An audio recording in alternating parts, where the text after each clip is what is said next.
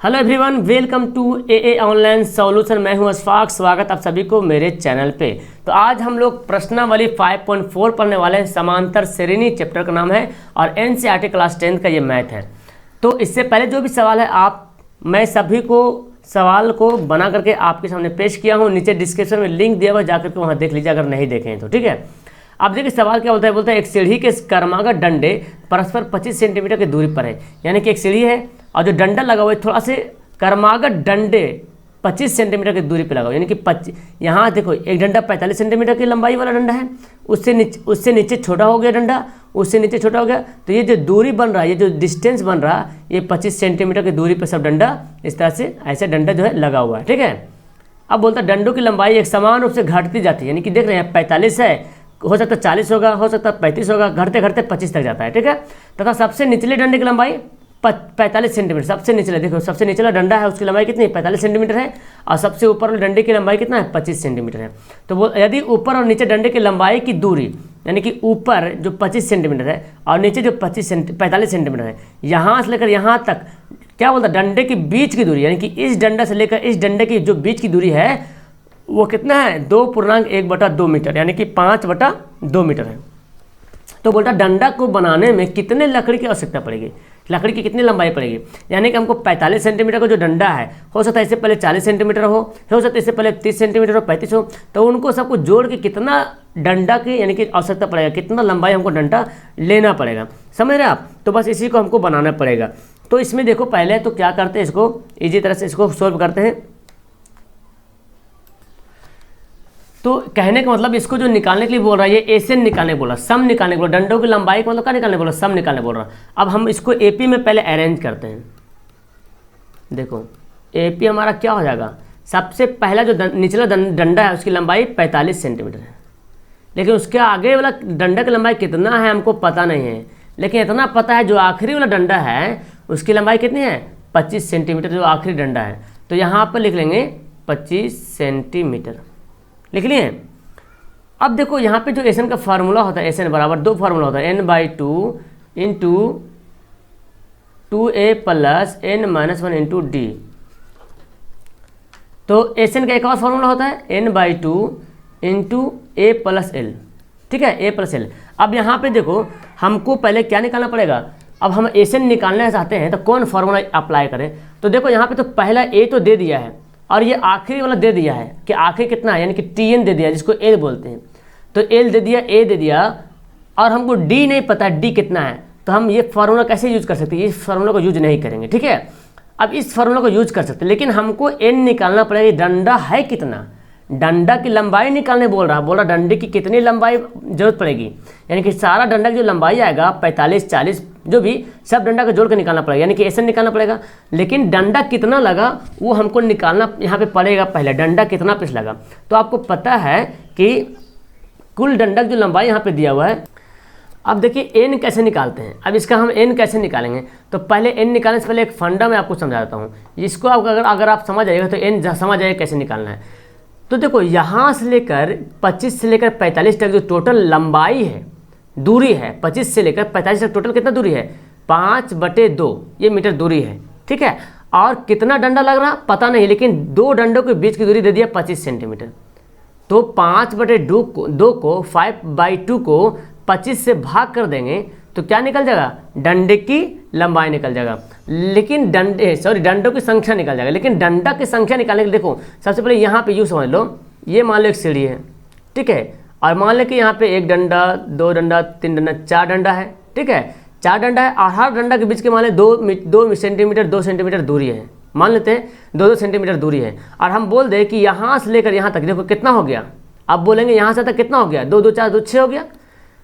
तो बोलेंगे डंडा की लंबाई कितना, तो देखो डंडा तो यहाँ पे 4 आ गया ना, 1 2 3 4 डंडा है। तो इसको हम कैसे निकालेंगे, यानी कि जो टोटल लंबाई होगा उस लंबाई को और जो बीच का जो डिफरेंट होगा उससे डिवाइड करके 1 जोड़ देंगे। तो 2 3 6, तो 3 1 कितना हो जाएगा 4, समझ रहे ना। यानी कि ये जो ये पार्ट को हम डिवाइड नहीं कर दिया, इस पार्ट को मैंने डिवाइड कर दिया। तो सिर्फ हम डिवाइड कर देंगे 6, जो यहाँ से तक जो दूरी है 6 तक, 6 से अगर 2 को डिवाइड करते हैं तो सिर्फ हमको निकलेगा कितना पार्ट में बटा वो, लेकिन 1 अगर जोड़ देंगे तो डंडा की लंबाई भी निकल जाएगा। तो जस्ट लाइक सेम यहाँ पे वही है कि 2.1/2 मीटर में 25 सेंटीमीटर से क्या करेंगे, डिवाइड करेंगे तो क्या निकल जाएगा, हमारा n निकल जाएगा। ठीक है, क्या निकलेगा, n निकलेगा। तो बस उसी नियम को यहाँ पे लागू करना है। तो यहाँ पे लिख सकते हैं पहले डंडों की संख्या, है ना, डंडों की संख्या, डंडों की संख्या बोले तो n। तो डंडों की संख्या कैसे निकालेंगे, तो कुल यहाँ पे लिख लेते हैं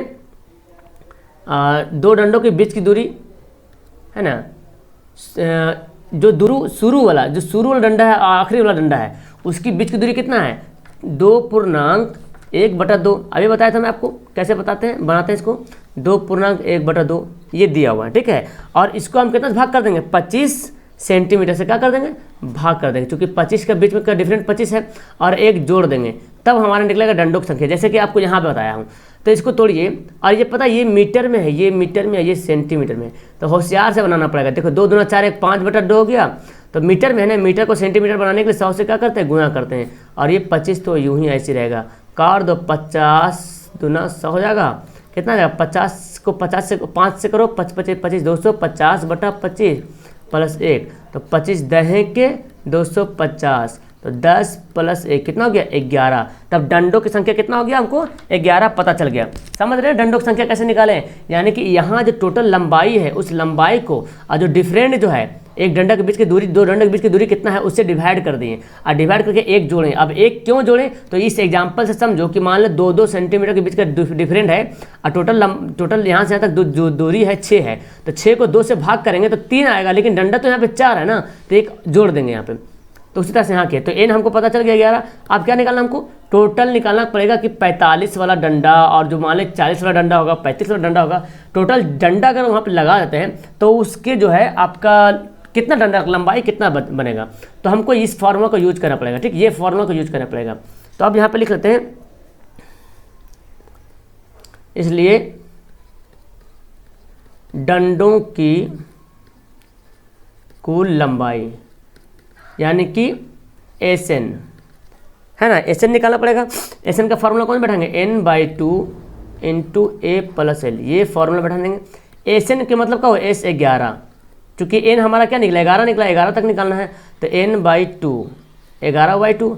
a कितना हो गया, देखो शुरू में a दिया हुआ था 45, यही था ना AP हमारा 45 हो गया, और ये l क्या है, वही 25 है, लास्ट वाला पद, तो 25 यहाँ पे लिख देंगे।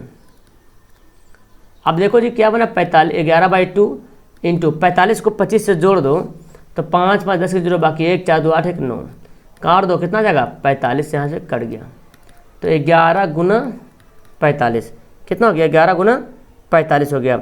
अब ये दोनों क्या करेंगे, आपस में ये दोनों को कर देंगे गुना, है ना, तो गुना कर दो, 45 को 11 से गुना करेंगे तो 45 आ जाएगा, इधर भी 45 आ जाएगा, यानी कि 5 5 9 495 जो आएगा, और क्या आएगा, सेंटीमीटर में, क्या आएगा, सेंटीमीटर।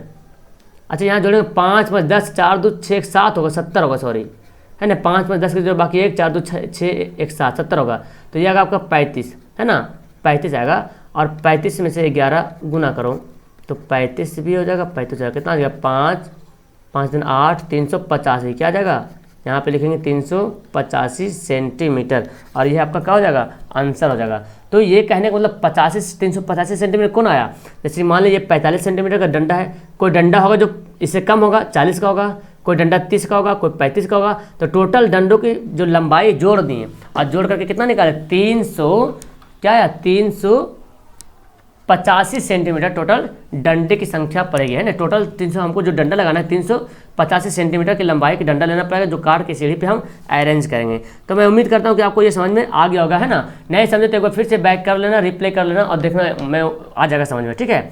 चलो तो एक सवाल और करते हैं, और फिर 5वां सवाल जो है नेक्स्ट वीडियो में करेंगे। तो 4 तक यहाँ पे हम लोग पढ़ लेते हैं, ठीक है। तो अब देखो सवाल नंबर 4 नंबर सवाल देखो कैसे बनाएंगे इसको। सवाल बोलता है एक पंक्ति के मकानों को क्रमागत रूप से संख्या 1 से 49 तक अंकित किया गया है। यानी कि देखो इसको जब फिगर बनाएंगे तब आपको पता चलेगा। मान लेते एक घर यहाँ पे है, एक घर यहाँ पे है, एक घर यहाँ पे है, एक घर यहाँ पे, इस तरह से पूरा घर भरा हुआ है।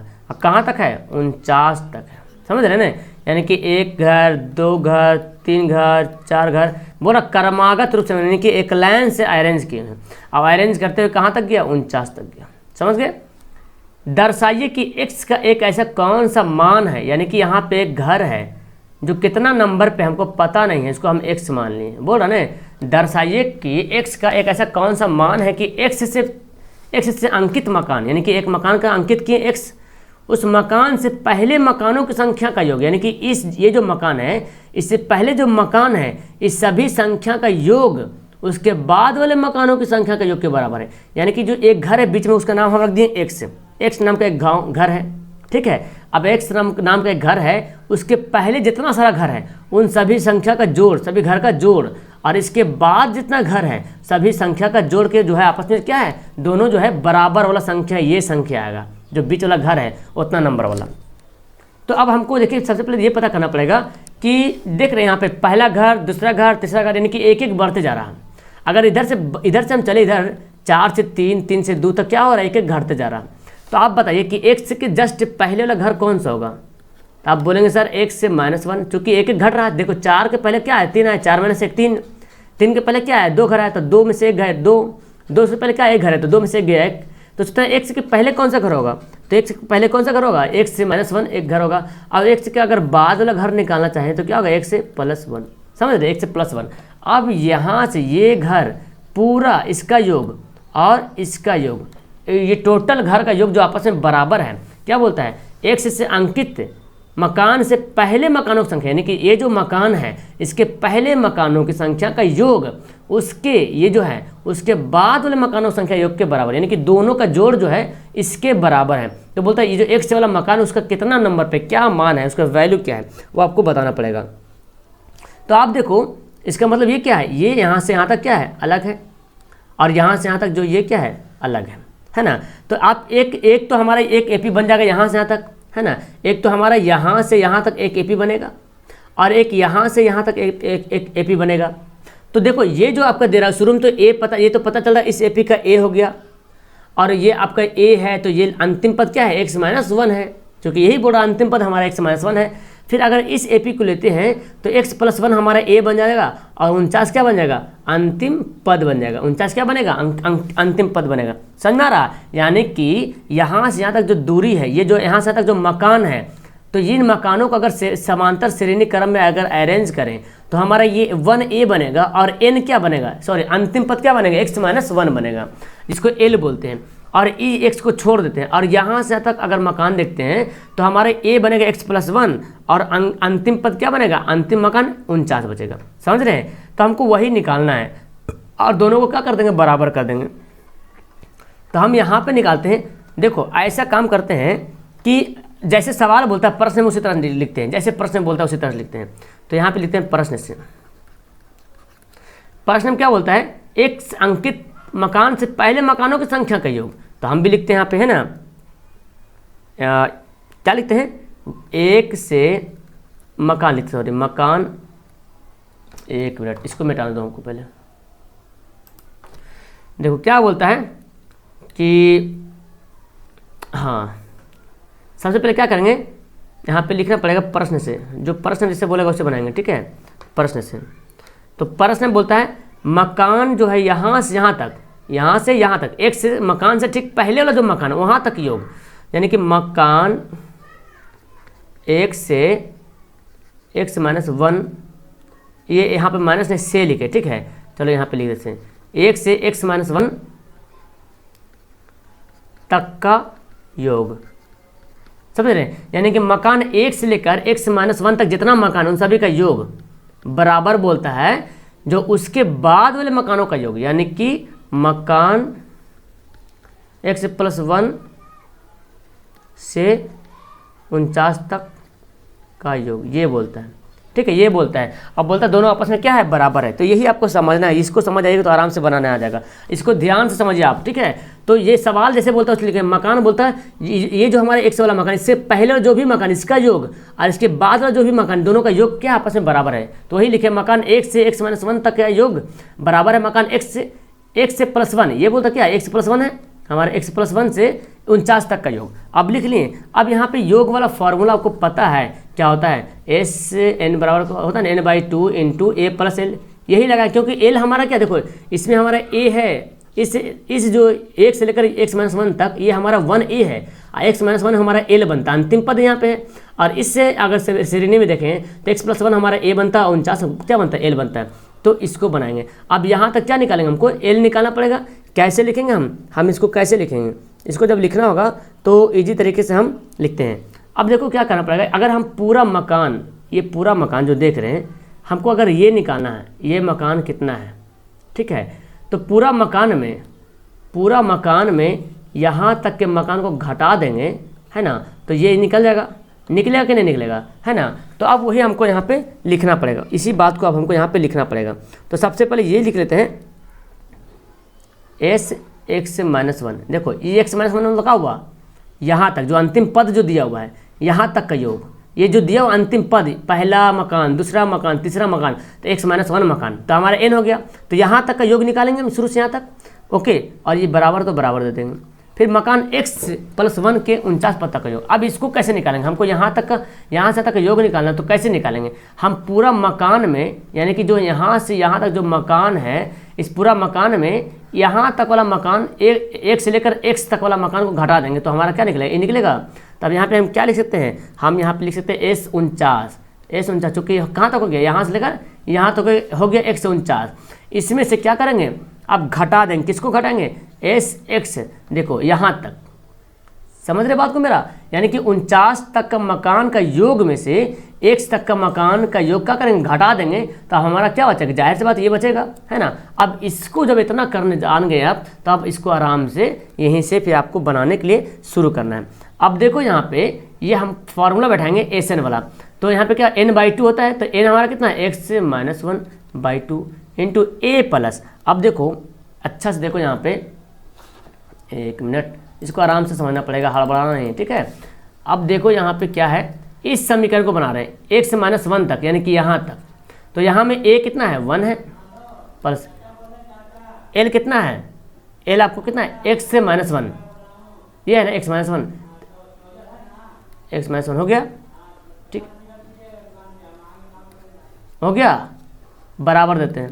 अब S49 लिखना है, तो S49 कैसे लिखेंगे, तो वही है n/2, यानी कि 49/2 लिख लेंगे, इंटू a प्लस। अब इसमें a कौन है, देखो यहाँ से यहाँ तक ये वाला हम लिख रहे हैं, सॉरी S49 लिखना है, पूरा 49 यहाँ से यहाँ तक, तो a हमारा क्या हो गया, 1 हो गया, इसमें तो a हमारा 1 हो गया, और n कितना हो गया, यानी कि आखिरी पद कितना हो गया, 49। ये क्या है, यही तो आपका आखिरी पद है, तब 49 यहाँ पे लिख देते हैं।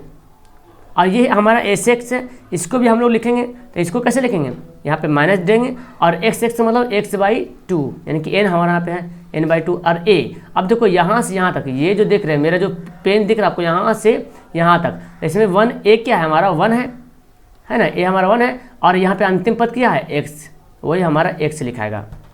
अब जब इतना कर लिए, तब बस इसको आगे बनाना शुरू कर दीजिए। अब देखो क्या करेंगे, बस यही करना था, मेन यही था। तो x-1 यहाँ पे लिख लेते हैं, x-1/2, देखो यहाँ पे 1 प्लस x-1, ये हो गया,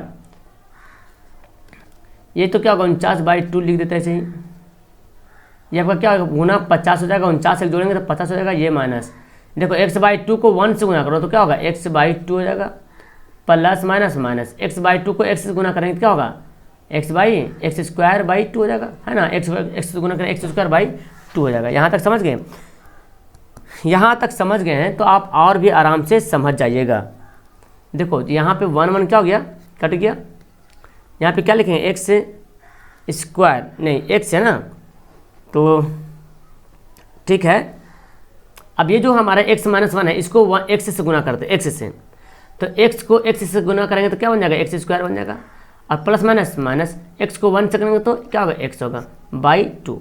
यहाँ तक लिख लिए। अब इधर देखो क्या बचा है, 2 से काट दो, 2 से काट देंगे यहाँ, तो 25 दूना 50, अब 25 को 49 से गुना कर देंगे, यहाँ पे लिख लेते हैं 49 गुना 25। इसको क्या करेंगे, हम कॉमन ले लेते हैं, यानी कि इसको इस तरह से x माइनस कॉमन ले लिया, और यहाँ पे भिन्न का जोड़ बना दो, तो x से माइनस क्या होगा, प्लस, चूँकि ये माइनस कॉमन निकल गया तो x², ये बच गया आपका इधर। आप देखो क्या करेंगे, ईजी से इसको बनाएंगे, है ना, x² माइनस x तो पहले से था, इसको ऐसे लिख दिए, अब ये जो देख रहे हैं ये x square x plus x square by 2 ये माइनस में सब, तो इसको इधर लाएंगे तो क्या बन जाएगा, प्लस में बन जाएगा। तो लिख देते हैं x plus x square by 2। अब बोलना है सर इसको प्लस को माइनस क्यों, कि ये देखो ये मैंने यहाँ पे सभी के लिए यहाँ पे है, इसलिए सभी के लिए यहाँ पे प्लस कर दिए। और यहाँ पे क्या हो गया, 49 को 25 से गुना करेंगे तो आएगा 1225। अब फिर यहाँ पे भिन्न का जोड़ दिख रहा, फिर यहाँ पे एलसीएम लो तो क्या बचेगा, एक्स स्क्वायर माइनस एक्स बचेगा और यहाँ पे एक्स प्लस एक्स स्क्वायर बचेगा बराबर 1225। तो देखो एक्स से प्लस माइनस वाला क्या हो गया, कट गया, ठीक है, प्लस माइनस वाला कट गया। अब यहाँ पे लिखते हैं एक्स स्क्वायर यहाँ पे एक्स स्क्वायर यहाँ पे 2, तो 2x स्क्वायर हो गया बाई 2 बराबर 1225। 2 से कट जाएगा जी, तो एक्स स्क्वायर बराबर क्या हो गया 1225। अब क्या करेंगे यहाँ पे, अब यहाँ पे हमको क्या करना पड़ेगा, एक्स से बराबर कैसे निकालेंगे, 1225 जो लिखा हुआ है इसका ओवररूट चल जाएगा, स्क्वायर इधर जाएगा तो क्या बनेगा, ओवररूट बनेगा। ओवररूट ये बन जाएगा, ये बनता है प्लस माइनस में, है ना, आपको पता है कि प्लस माइनस में बनता है, जब ओवररूट इधर भेजते हैं स्क्वायर को तो प्लस माइनस बनता है। और ये किसका वर्गमूल है, तो इसका वर्गमूल निकालने के हमको क्या करना पड़ेगा, एक गुना करना पड़ेगा। और ये आपका है 35 का वर्गमूल है, 35 का 35 से गुना करें तो आ जाएगा इतना। तो एक वैल्यू प्लस में एक वैल्यू माइनस में आ रहा है। अब हमको क्या निकाल, एक से तो कोई भी मकान का जो संख्या होगा माइनस में तो नहीं होगा, जैसे कि 1 2 3 4 बढ़ते जा रहे हैं, माइनस 35 तो नहीं होगा, है ना, तो हमारा जब भी होगा तो प्लस में होगा। तो यहाँ पे लिख सकते हैं ऋणात्मक मान उचित नहीं है,